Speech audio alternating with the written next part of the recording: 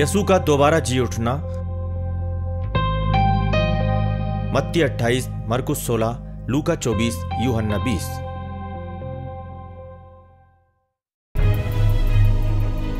यकायक जबरदस्त जलजला आया। खुदा का एक फरिश्ता जन्नत से उतरा और कब्र के पास आया और कब्र का पत्थर अलग करके उस पर बैठ गया।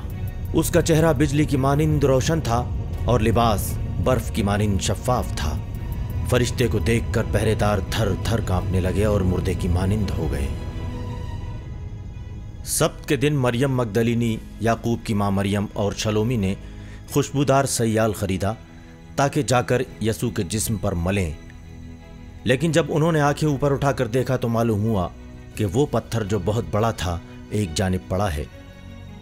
जब वो कब्र के अंदर गईं तो ये देखकर हैरान रह गईं कि एक नौजवान लंबा सफेद लिबास पहने हुए दाईं जानिब बैठा हुआ है।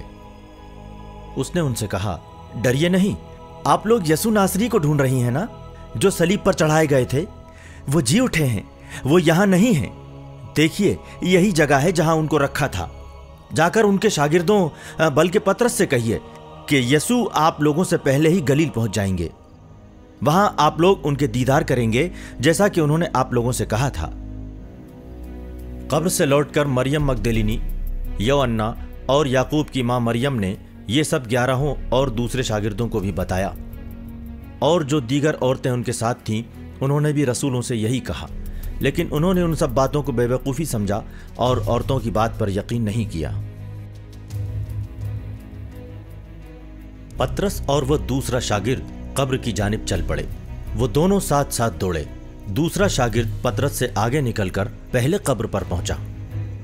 उसने झुककर यह देखा कि कफन की पट्टियां पड़ी हुई हैं, लेकिन वो अंदर नहीं गया। शिमोन पतरस उसके पीछे पीछे आए और सीधे कब्र के अंदर गए। उन्होंने देखा कि पट्टियां पड़ी हुई हैं और यसू के सिर पर जो रूमाल बंधा था वो पट्टियों के साथ नहीं बल्कि दूसरी जगह तय किया हुआ अलग रखा है। तब वो दूसरा शागिर्द भी जो कब्र के पास पहले आया था अंदर गया और उसने देखा और यकीन किया, क्योंकि वो अब तक मजहबी किताब की तहरीर नहीं समझ पाए थे जिसके मुताबिक यसू का जी उठना जरूरी था। इसके बाद शागिर्द अपने घर लौट गए।